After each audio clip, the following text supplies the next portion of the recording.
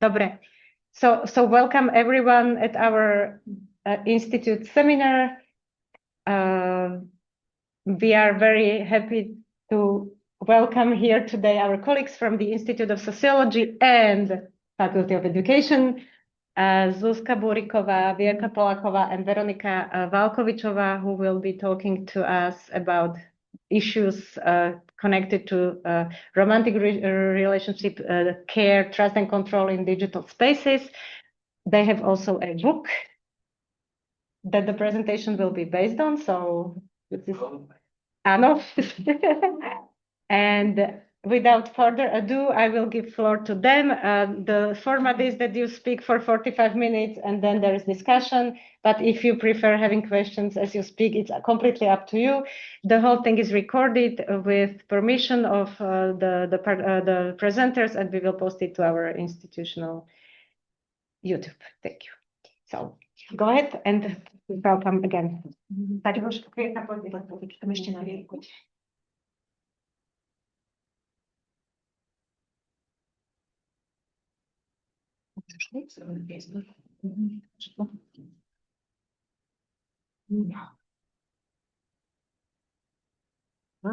Matúša treba pustiť.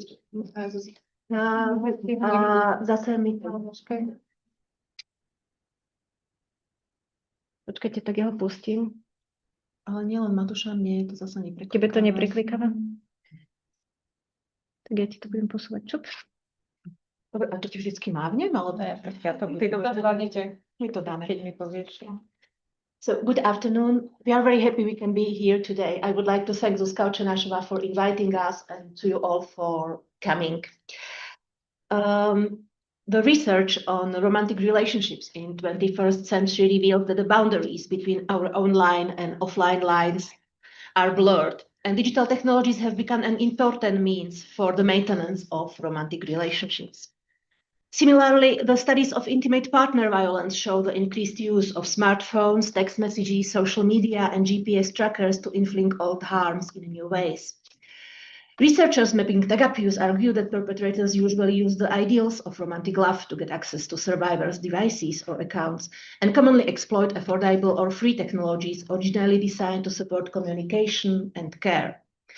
And yet, research very often treats digital intimacy and technologically mediated abuse as separate domains. For this reason, we decided to bridge those two streams of research and to focus on what we see as the shadowland of digital practices in romantic relationships, particularly on practices commonly viewed as expressions of love, care, and trust, but which can also be used as tools for technologically mediated violence.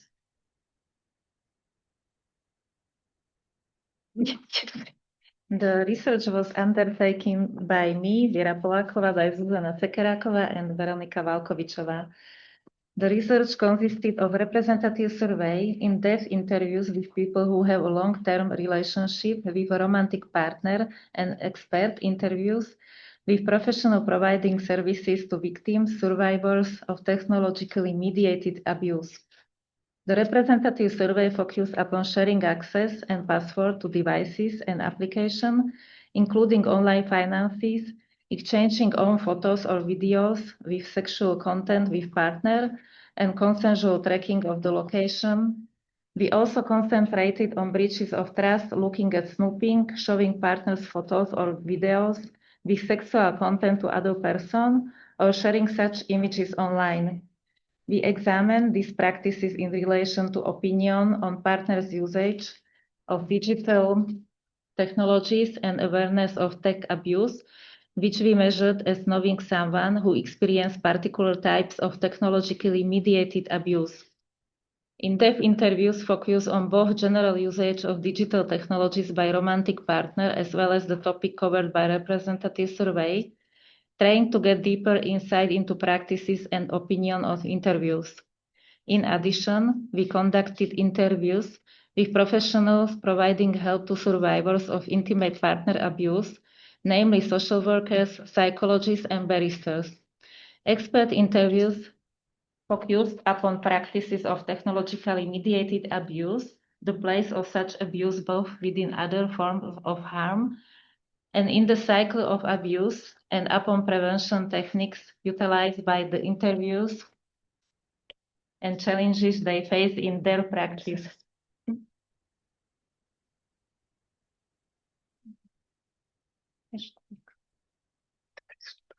The results of research have been published by the book Digital Intimacy from Trust to Control in Couples' Everyday Life. The book has been published at the end of the last year by the publishing house Mamáš in a Slovak language. The first part of book discusses what digital technologies partners use and how they use them for routine and strategic relationship maintenance. And then we analyze how research participants perceive their partners' usage of those technologies. Next section of the book examines practices that may express trust, but can be also used to enable control or harm, such as sharing access to devices and applications, using location tracking applications, or exchanging intimate images and videos. Following sections discuss non-consensual activities and breaches of trust, exploring looking into partners' phone without their consent and showing of partners' intimate pictures or videos to third person or distributing them online. The final section of the book focuses on coercive control and technologically mediated violence. In this talk, we will discuss only data from representative sample and in-depth interviews and focus mainly upon shared access to devices and applications and tracking of partners' location. Research on the maintenance of romantic relationship highlights the deeply ambivalent role of digital technologies. On one hand, they can serve as a valuable tool for fostering a sense of co-presence and improving communication between partners. On the other hand, features like increased visibility and the lack of non-verbal cues and contextual information may contribute to uncertainty, tension, and conflict. Often, the intent of activity does not correspond with the effect on another partner or relationship as a whole. For this reason, we chose to explore respondents' perspective on their partner's use of digital technologies within their relationship. Respondent perception of their partner use of digital technologies we measured using a semantic differential scale. Participants were asked, in your opinion regarding digital technologies, your partner, and rated each statement on a scale from 1 to 7. For example, 1 could indicate respect my privacy or does not track my activities, while 7 could indicate does not respect my privacy or track my activities. Overall, intimate partners tend to view the use of digital technologies in a positive light. We can observe that all responses fall on the left side of the chart, indicating that respondents report their partner as respectful, helpful, caring, not monitoring their activities, not controlling them, and being supportive friends. The most negative response was related to tracking activities with a score of 3.24. However, even this response falls on the left side of the chart. We supplemented the semantic differential scale by assessing the level of agreement with a series of statements. Respondents were asked whether, when using digital technologies, their partner provides care, protect them, harm them, help, threaten, control, or restrict them, and we measured the degree of agreement with each statement. Respondent opinion indicate that within a partnership, digital technologies are more frequently seen as a contributing to care and protection in a relationship, with blue section representing positive perception, red section negative, and green section neutral. The question now is how this prevalent positive and neutral opinion relate to the actual practices of using digital technologies. In an online questionnaire, we asked whether the respondent's partner has access to their partner's devices and applications, including online finances. We can see that sharing access is rather common. Half of partners share password or code for smartphones, PCs, laptops, or online applications. The percentages are shown on the slide. Statistically, access sharing is influenced by age. The younger the respondent, the more likely they are to share access to their devices and as with their partner. On the other hand, the gender was not significant variable in sharing respectively not sharing the access.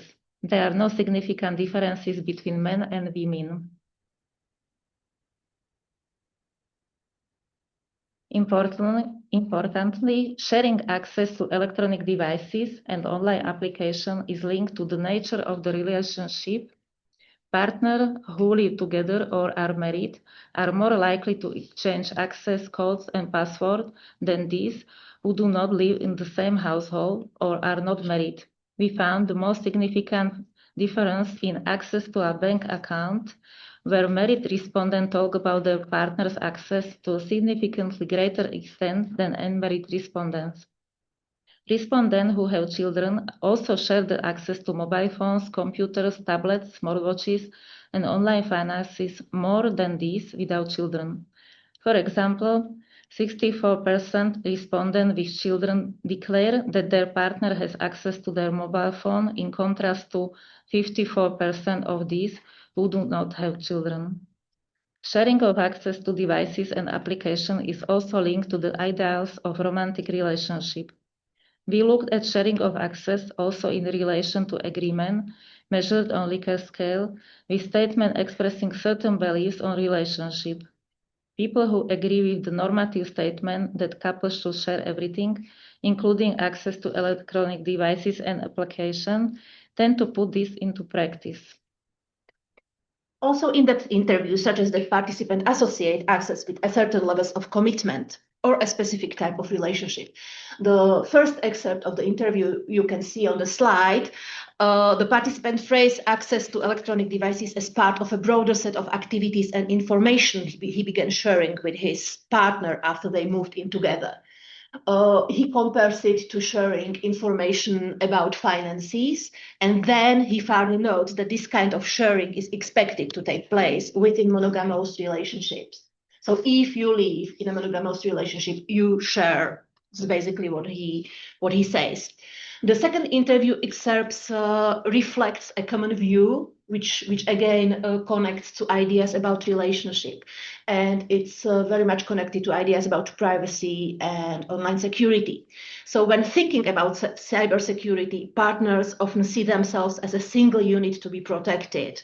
So you aren't protecting yourself as a person, but you are protecting couple as a unit. Yes, one participant, but I haven't quoted her, even suggested that questions about individual privacy in relationships felt irrelevant, as she thinks about digital privacy as something shared, not as something which is personal.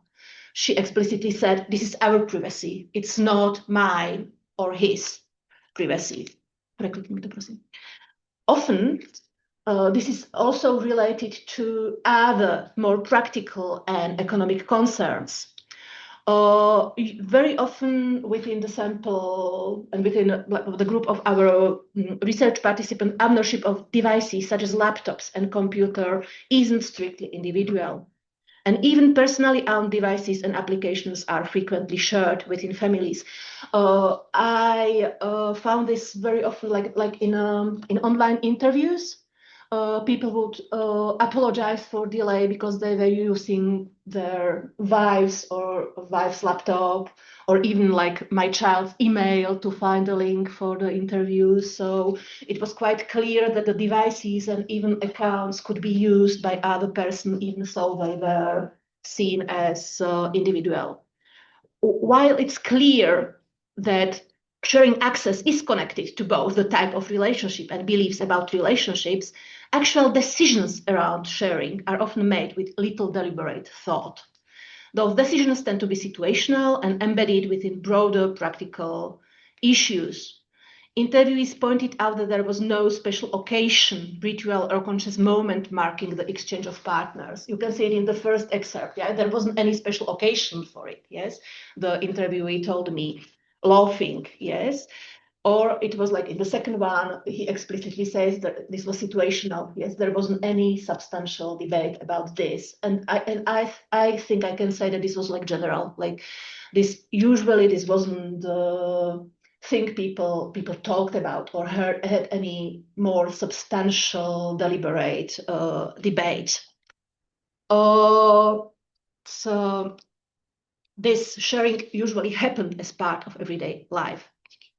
Interviews often described situation where, for example, one partner had a shopping app for a particular store and shared a code with the other partner, so the other partner could do shopping, yes.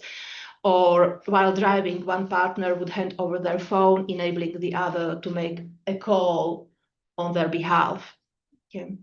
So those were like most common instances. Like you need to phone to someone whose number is in your number phone, or your partner cannot phone at the moment and asks you and gives you the password or code to their mobile phone. Also situational and practical, such sharing also serves to perform committed partnerships and to demonstrate both trust in the partner and one's own trustworthiness. So those were what Ogolski and Stafford refer to as routine relationship maintenance activities, things people don't necessarily do consciously or on purpose to improve the relationship, but that still play an important role. We frequently encounter the repeated exchange and forgetting of passwords. It was like a dance. Yes, I give you my password, so I show you that I trust you, but then you forget it, so that you show that you are trustworthy. And this was, again, I saw this in quite a few interviews.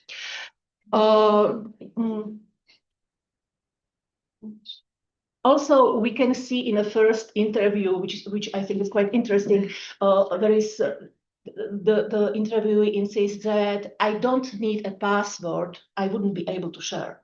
Yes, that the password is also something that should be shared with certain people under certain circumstances. While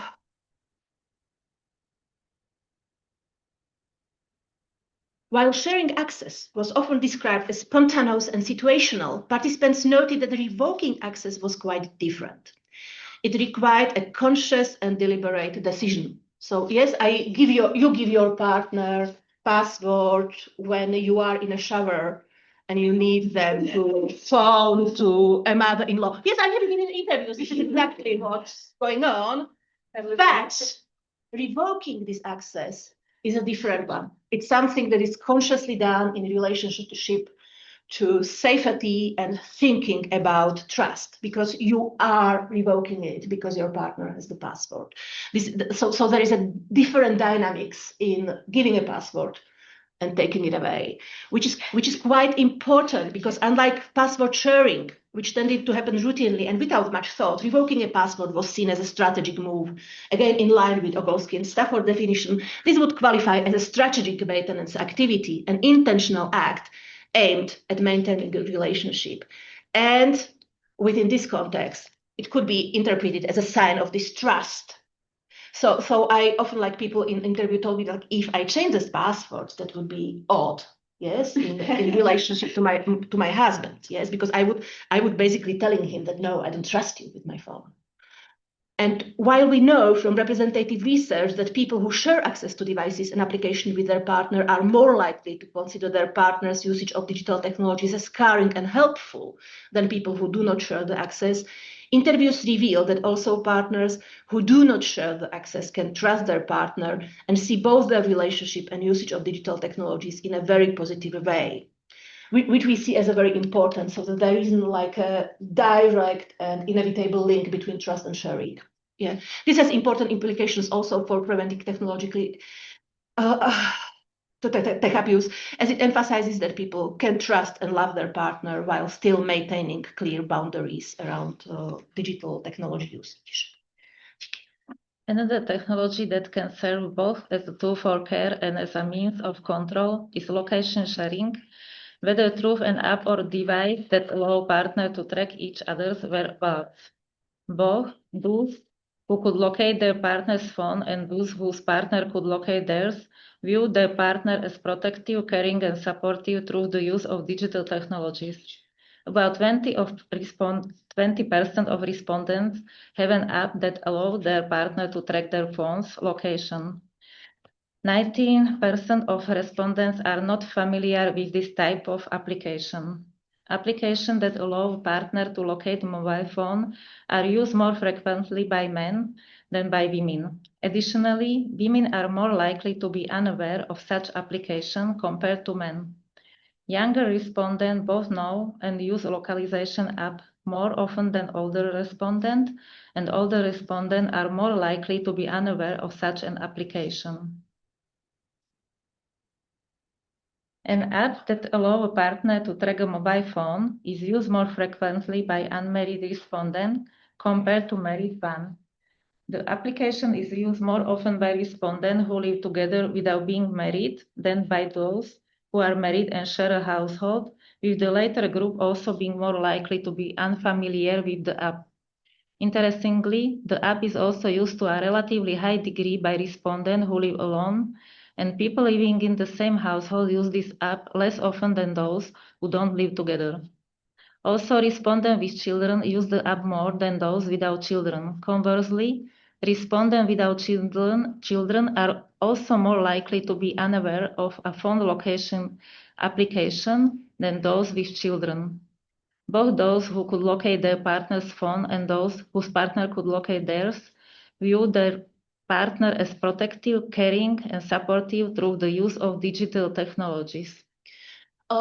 People who use the location app usually describe it as a safety measure, a tool for ensuring their partner was safe under certain circumstances. So it was usually described as a tool for mitigation of certain risks. Those risks were mostly connected to some outside factors. So, for example, as we see in the interview excerpts, the wife started to commute to her work by bicycle. Yes, and the husband wanted to know she was safe without phoning her or without checking on her. Wanted to have some way of making sure that nothing happened if she's late. And similarly, in the second example, the husband was doing this sport, but he was running in forests. He was basically running outside of civilization, and once he was sick, and from the time whenever he was training somewhere in forest, the wife was checking his location. While literature very often speaks about jealousy as a factor, we met only one interview where it was explicitly described as a tool to avoid jealousy and to avoid conflicts about each other whereabouts. Consistent with representative research, where people who have children more frequently use the app than people who don't. In-depth research interviews indicated that parenthood is a very important motivator for using the application enabling to locate the partner. Participants explained that sharing their location helps them coordinate childcare more effectively. Yes. Others added that although they first enabled location sharing to monitor their child's movement, the app's functionality also lets them to see their parents' whereabouts. So it basically continued to enabling looking at movement of more persons. I think methodologically this is interesting because it shows us that even if we look at dyadic relationship, we need to take into account other relationships. That even if we are looking at the relationship between partners, the other caring or love responsibilities are important in digital technology usage. However, even though we didn't encounter this very much in interviews, the jealousy was very important when we talked to people who didn't use the app. Yes, it was the first association. The first associations were with control, and people who do not use the app usually explain they didn't use it because they didn't want or didn't need it to control their partners. That's where this association with distrust was quite strong. Yes, and so it was really like about when we can speak about sharing of passwords, it's about performing trust. This was again, not using this app was deciding not to perform this trust for people who do not use this kind of app of application. And conversely, those people who use this location. Very often in interviews mention that I don't do this because I want to control my boyfriend, or I don't do this because I want to stalk my wife. I don't do this because I don't trust her. I do this because she commutes by bike, or I do this because we are afraid that we will not find each other when we are on a festival. So this was quite important usually. Oops. The issue of consent and its negotiation has become a central topic in research on romantic relationship and intimacy, and it is increasingly recognized as a key concept in preventing intimate partner violence. Research shows that consent is not a one-time act, but a nuanced, socially and culturally situated process that is repeatedly negotiated in different contexts.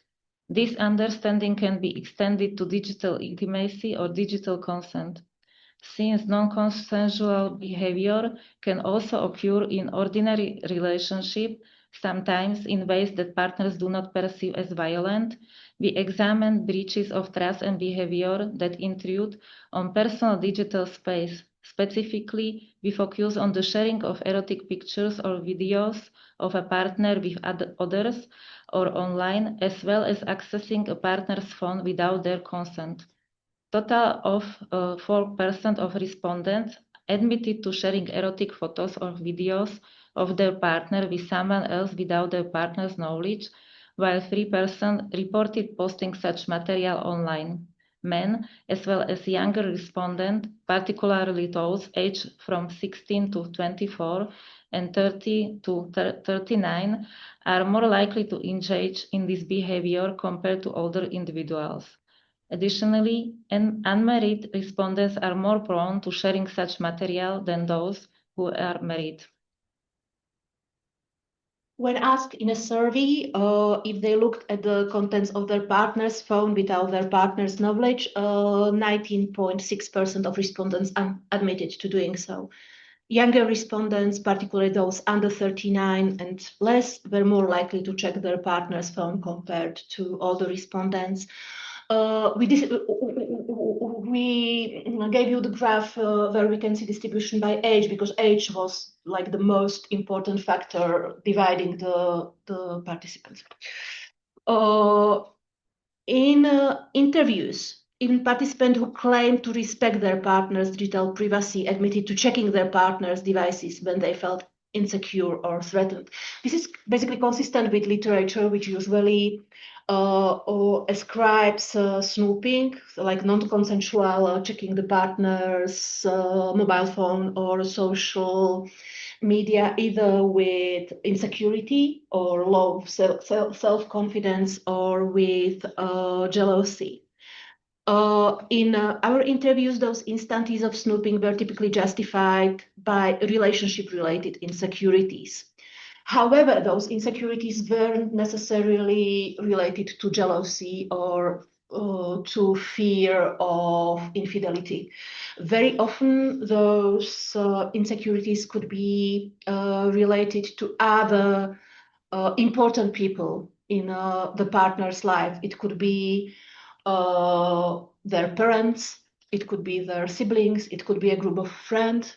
Yes, so it wasn't necessarily the insecurity related to infidelity. Even so, looking for discussions with ex-partners or with possible love interests were also important. But I need to stress that it wasn't the only issue. Overall, the material about breaches of trust suggests that even in relationships that aren't inherently violent, and even in relationships where partners claim that the digital privacy of their partner is important, we can still find instances of non-consensual breaches of partners' privacy. We asked respondents whether they knew anyone who had experienced technologically mediated abuse. As the graph shows, many, especially young people, did. We explored whether knowing someone who experienced technologically mediated violence influenced respondents' behavior in their own relationship. Are they more cautious, or do they evaluate their partner's use of digital technology differently compared to those without such familiarity? Familiarity with technologically mediated violence does not seem to make people more cautious in their own relationship. Sharing password or erotic content was unaffected, even when the violence could be directly related. Interestingly, those who knew someone affected were more likely to share their location with a partner than those who did not. Familiarity with technologically mediated violence has no statistically significant effect on how respondents assess their partner's behavior with digital technologies. Which has implication for prevention of technologically mediated abuse. So I'd like to conclude that our research revealed that within intimate partnership, digital technologies are seen by partners rather positively and are used mostly as a tool of protection, care, and help. Those practices corresponded with those attitudes. We encountered practices requiring trust, such as sharing the codes or password to electronic devices or online applications, including online finances. Sharing access to devices and applications haven't been affected by familiarity with technologically mediated violence. So even if someone knew people who experienced some form of technologically mediated abuse, this doesn't affect what they did in their own relationship. Here I have to tell that in interviews I also asked about previous experiences, and even people who had experience with technologically mediated abuse didn't necessarily weren't necessarily more cautious in a relationship with their current partner. So even when knowing that technologically mediated abuse happens in romantic relationships, and sometimes even when having this experience themselves, people make themselves vulnerable and trust their partners not to breach this trust. The practices we mapped during our research suggest that a particular intimate relationship is seen as exclusive in terms of trust, sharing, and protection. We didn't have time to look into how people describe privacy in relation to their partners and outside world, but it was also part of our interviews. This corresponds with theories of romantic relationships in postmodern era. Giddens, for example, writes about confluent love, which is more fluid and open-ended than lifelong romantic love. Confluent love is conditional and negotiated and is based on the individual's willingness to open and uncover their personalities, needs, and worries, and thus become vulnerable towards their partner. Giddens suggests that while modern relationships may offer deeper intimacy and mutual understanding, they are also more fragile and risky. And openness can lead to rejection, disappointment, and emotional pain. We basically suggest that this material about sharing passwords and looking apps mirrors this type of understanding of love, that people are making themselves vulnerable to their partners and trusting them not to harm them. But at the same time, it's very much situated within everyday messy business of everyday life. This has implication for prevention of technologically mediated violence. Our research uncovered a very high level of sharing and simultaneously a significant number of potentially risky digital behaviors between partners. Interviews also confirmed that intimate partners tend to view strangers rather than partners as potential threats. Prevention efforts must therefore challenge the stranger danger narrative and instead focus on promoting safe digital practices within relationships, even with trusted and loved ones. Like for us, what we have realized was that what we see as a main issue wasn't the lack of information in digital sphere, but lack of information in romantic and sexual relationships. Also, prevention efforts must also address practices that within the Slovak population are considered a normal aspect of sharing personal space in intimate relationships. So this is all from us. Thank you very much for your attention, and we are really looking forward to your questions and comments.